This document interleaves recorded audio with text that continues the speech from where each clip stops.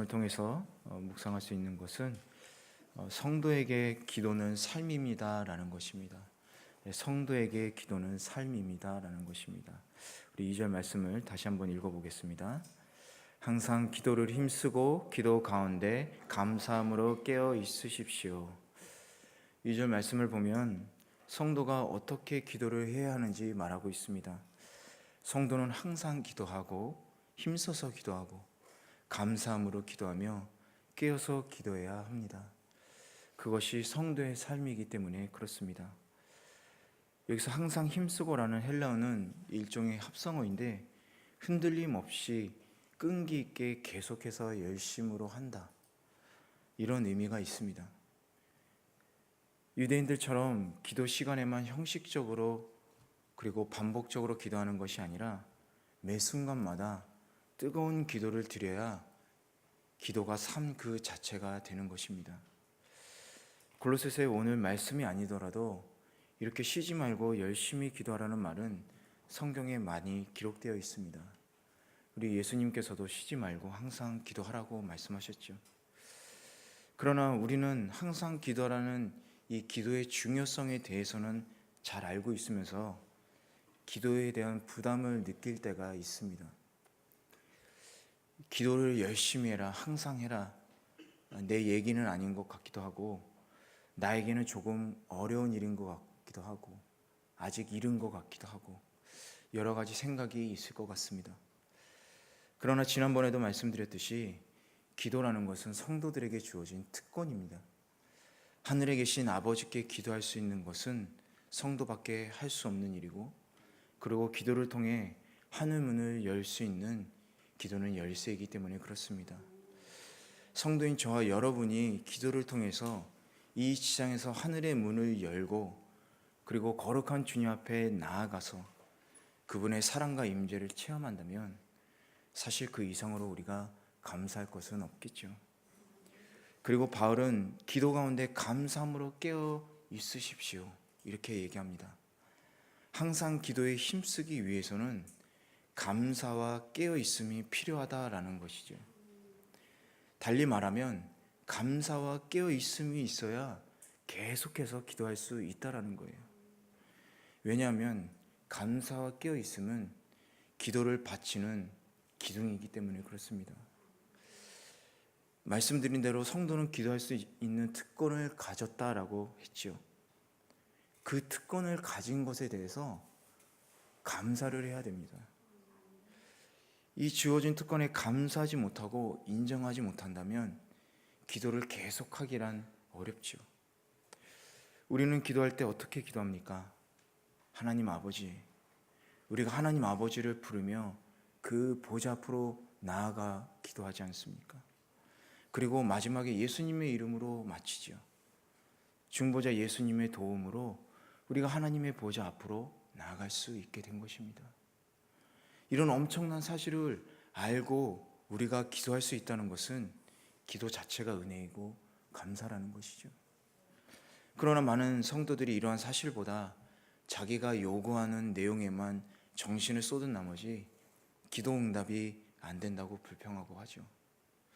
하지만 잘 생각해 보면 그렇게 불평을 할 수 있다는 것 자체도 우리가 은혜 받은 존재라는 사실입니다. 왜냐하면 세상 사람들은 그렇게 기도할 수조차 없는 사람들이기 때문에 그렇습니다. 따라서 이러한 사실을 생각한다면 기도하기 위해 무릎을 꿇을 때부터 성도인 우리들에는 자연스럽게 입에서 감사가 흘러나와야 하지 않을까요? 또한 기도하는 자는 반드시 깨어있는 자세로 기도해야 한다라고 얘기하고 있습니다. 우리는 영적 전쟁 중에 있다는 사실을 여러분 잘 알고 계시죠? 공중 권세 잡은 사탄과 성도는 이 세상에서 마지막 전투를 벌이고 있습니다. 그런데 전쟁 중에 병사가 경계를 늦추고 졸고 있으면 어떻게 될까요? 그 틈을 타서 바로 적에게 공격을 받게 되겠죠. 그렇기 때문에 깨어있지 않으면 간교한 사단의 술책에 쉽게 넘어갈 수 있습니다. 마귀는 마치우는 사자처럼 그 삼킬 자를 두루 찾아다니고 있다고 성경은 말하고 있죠. 성도가 일순간이라도 방심을 하면 마귀의 표적이 되기 쉽습니다. 마귀는 어떻게 해서든지 성도들을 하나님 품에서부터 멀리 떨어뜨리고 싶어 하기 때문에 그래요. 여기서 바울이 이렇게 기도에 항상 깨어있을 것을 권면하면서 감사와 관련시키는 것은 사실은 여러분, 마귀는 기도 응답이 있은 후에도 성도를 기도 응답에 대한 불만족이나 불신으로 계속해서 미혹하기 때문에 그렇습니다. 마귀가 성도를 미혹하는 게 뭐냐면요, 불신입니다. 불신의 마음을 마음속에 이렇게 확 일으키는 거예요. 그런데 하나님의 선하심을 믿으며 그리고 또 그분이 주시는 어떠한 기도응답에도 늘 감사하는 성도, 마귀의 어떤 공격에도 넘어지지 않고 항상 깨어서 기도할 수 있는 겁니다. 그렇기 때문에 성도에게 기도는 반드시 해야 하는 것이고 우리의 삶이 되어야 하는 것이죠. 우리의 삶에서 뗄래야 뗄 수 없는 것이 바로 기도이기 때문에 그렇습니다. 여러분은 어떤 마음으로 기도를 하고 계십니까? 우리 이제 지금까지와 다른 기도를 하나님께 드리시기 바랍니다. 감사가 없다면 감사를 드리시고, 여지껏 계속해서 깨어서 기도하지 못하셨다면 계속 깨어서 기도하시길 바랍니다. 입으로 하는 기도가 아닌 나의 영이 하나님의 보좌 앞에 나아가는 거룩한 기도, 그로 인해 감사가 넘치는 은혜의 기도, 늘 경계하며 사단의 공격에도 끄떡없는 깨어있는 기도를 이제 드리시기 바랍니다. 여러분의 기도가 삶이 되고 삶이 기도가 되는 기도의 사람이 되기를 주님의 이름으로 축원합니다. 우리 3절에서 4절 함께 읽어보도록 하겠습니다. 또 하나님께서 우리에게 전도의 문을 열어주셔서 그리스도의 비밀을 말할 수 있도록 우리를 위해서도 기도해 주십시오. 나는 이 일 때문에 매여 있습니다. 내가 마땅히 해야 할 말로 그리스도의 비밀을 나타낼 수 있도록 기도해 주십시오. 두 번째로 묵상할 수 있는 것은 성도에게는 마땅히 해야 할 말이 있다라는 것입니다. 성도가 해야 할 마땅한 말은 복음 전파 그리고 중보 기도입니다. 바울은 2절에서 골로새 성도들에게 기도에 힘쓰라는 권면을 했죠. 그리고 3절, 4절에서는 기도 생활을 권면하는 기회에 복음을 전하는 자신의 중보 기도를 해 주시기를 당부하고 있습니다. 성도는 서로 한 몸을 이루는 지체가 되기 때문에 당연히 다른 지체를 위해서도 기도하고, 또 특히 복음 전파 사역을 담당하고 있는 선교사님들과 교회를 위해서 열심히 기도를 해야 합니다. 왜냐하면 그것이 하나님의 뜻이기 때문에 그렇습니다. 3절을 보면 하나님께서 우리에게 전도의 문을 열어주셔서라고 바울은 말하고 있습니다. 전도의 문은 사람이 여는 것이 아니라 하나님께서 열어주시는 것이기 때문에 기도를 부탁한 것이죠. 여러분, 전도가 무엇입니까? 세상을 향해 가는 사람들을 하나님께로 인도해 가는 것이 바로 전도이지 않습니까? 전도를 하다 보면 착각하기 쉬운 게 우리가 전도에서 불신자가 구원받았다고 생각하는 것이죠. 그러니까 전도하고 전도한 사람이 영접하지 않았다고 우리가 실망하기도 합니다. 또는 믿으면 자신이 구원을 준 것처럼 내가 저 사람을 구도했다라고 얘기를 하죠. 그러다 보면 전도도 인간적으로 하려고 하고 인간의 힘으로 전도의 문을 열려고 세상적인 방법을 동원하는 교회나 단체도 많이 있습니다. 그러나 우리는 이 시간 명확하게 알아야 하겠습니다.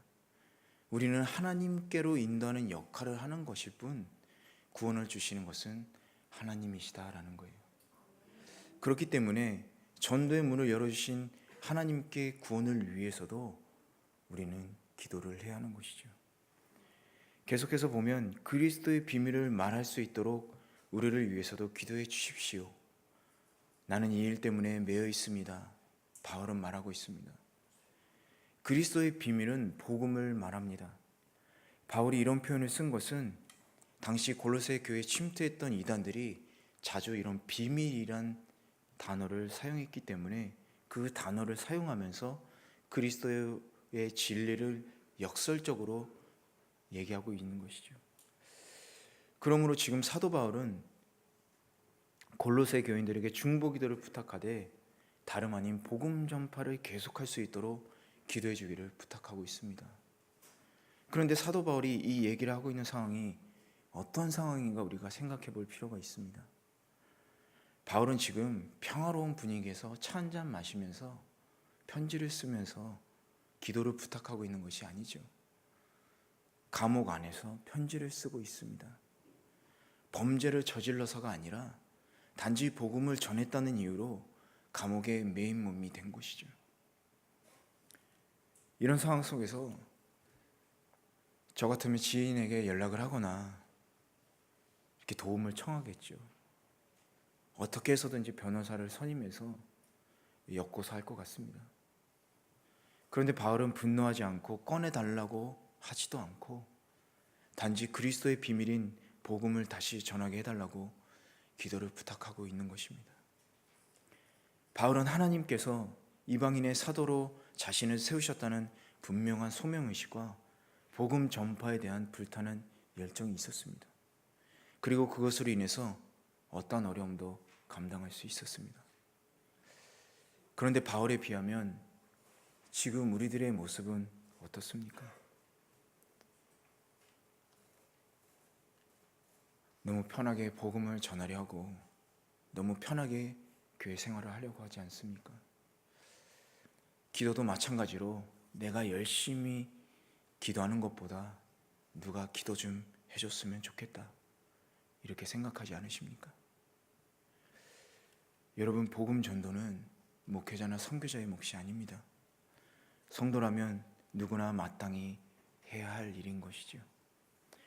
오늘 말씀을 하나님께서 우리들에게 주신 사명으로 생각하시기 바랍니다.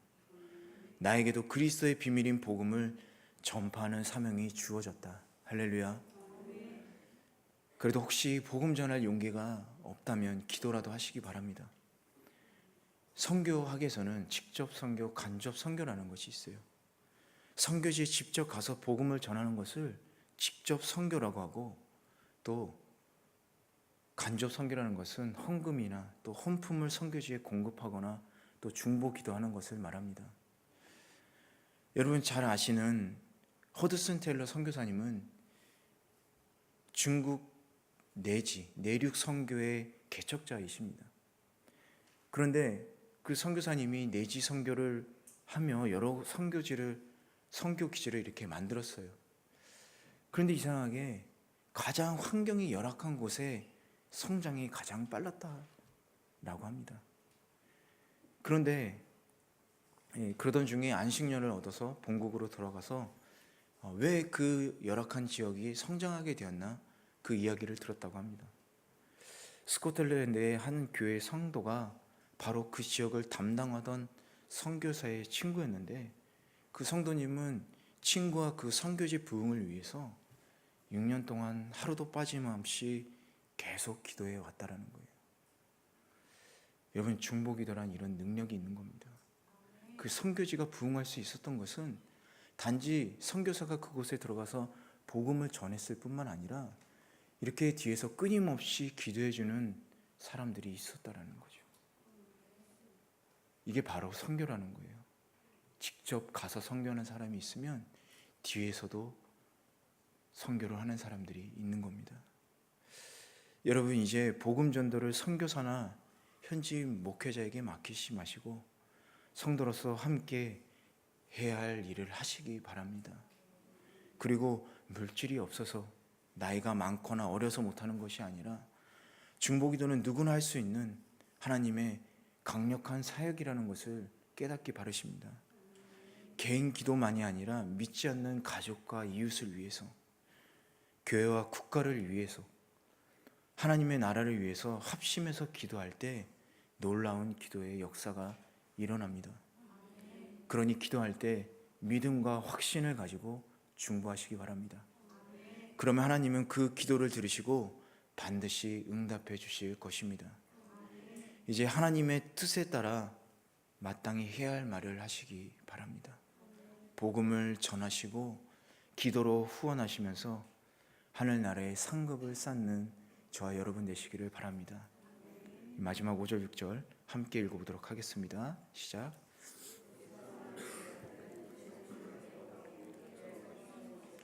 여러분은 언제나 소금으로 맛을 내는 것 같이 은혜롭게 말하십시오. 그러면 여러분은 각 사람에게 어떻게 말할 것인지 알게 될 것입니다. 마지막으로 묵상할 수 있는 것은 성도는 세상에서 소금으로 맛을 내는 사람입니다 라는 것이, 성도는 세상에서 소금으로 맛을 내는 사람입니다. 5절의 외부란 원래 유대교에서 이단이나 이방인을 가리킬 때 사용하던 말로 그리스도인으로 따진다면 교회 밖의 사람, 곧 불신자를 의미합니다. 또 기회를 선용하십시오라는 것은 헬라의 상업 용어로 시장에서 상인들이 이렇게 기회가 왔을 때 민첩하게 그것을 포섭하는 그런 것들을 사용할 때, 말할 때 사용되는 단어입니다. 사도 바울은 이러한 용어를 사용하면서 성도들에게 시간을 아끼고 그리고 주어진 기회를 충분히 활용할 것을 권면하고 있는 것입니다. 마치 돈을 지불해서 불신자들과 교제하며 시간을 보내는 것처럼 그 시간을 허비하지 말고 소중히 해서 적절한 때에 복음의 비밀을 전할 기회로 활용하라라고 얘기하는 것이죠. 계속해서 6절을 보면 말에 대해서 얘기하고 있습니다. 먼저 불신자들과의 관계 안에서 성도들이 특히 조심해야 할 부분이 여러분 말입니다.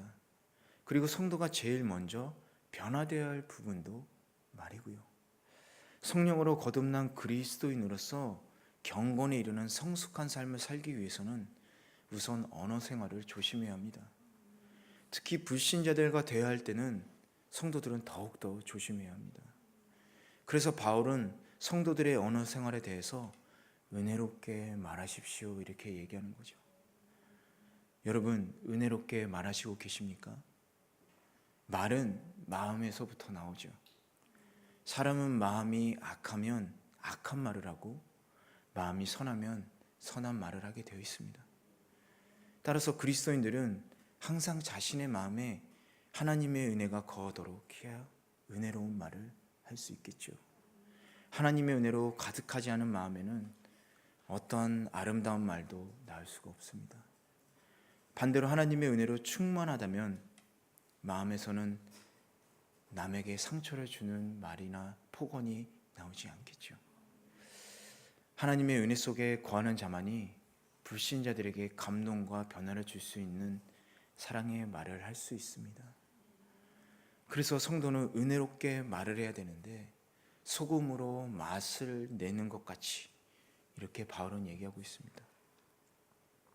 성경에서 소금은 부패를 막으며 그리고 깨끗하게 하고 또 하나님께 바치는 예물로도 사용되었습니다. 그래서 바울은 은혜롭게 말하는데 소금으로라는 표현을 쓰면서 성도의 언어라는 것은 이 세상의 부패한 언어 환경, 여러 환경 속에서 부패한 것을 또 막는 데 쓰이고 또 사람들의 마음을 또 정화시켜주고 하나님께 바치기에 합당한 거룩함이 있어야 하기 때문에 이런 표현을 쓴 거라고 생각할 수 있습니다. 그리고 맛을 내다. 여러분, 소금은 맛이 많이 넣으면 짜고 적게 넣으면 싱겁죠. 그러나 적당히 넣으면 맛을 낼 수 있는 게 바로 소금입니다. 우리가 권면이 필요한 사람에게는 권면의 말로, 위로가 필요하면 위로의 말로, 또 기도가 필요한 사람에게는 기도로 적절하게 말을 할 때에 은혜롭게 된다는 것입니다. 권면을 하시든지 그러나 위로를 하시든지 기도를 해주시더라도 적절하게 하는 것이 중요합니다. 우리 흔히들 얘기하지 않습니까? 1절만 하세요. 그죠? 2절, 3절 가면 너무 과하게 되니까 은혜가 되지 않을 때가 거꾸로 있습니다. 그래서 소금을 적절하게 사용하듯이 우리의 언어를 표현을 하더라도 적절하게 해야 된다는 것이죠. 뭐든지 과하면 좋지 않은 것 같습니다. 적절하게, 그리고 하나님께 바치기에 합당한 거룩함을 나타내기 위해서 바울은 성도의 언어 생활을 소금으로 맛을 내다라고 표현하고 있는 것입니다. 이처럼 그리스도인들은 마음과 행동뿐만이 아니라 언어 생활에 있어서도 소금으로 맛을 내야 불신자들에게 은혜를 끼칠 수 있는 사람이 되는 것입니다. 여러분은 어떤 언어의 생활을 하고 계십니까? 오늘 이 시간부터는 소금으로 맛을 내는 맛소금 성도님이 되시기 바랍니다.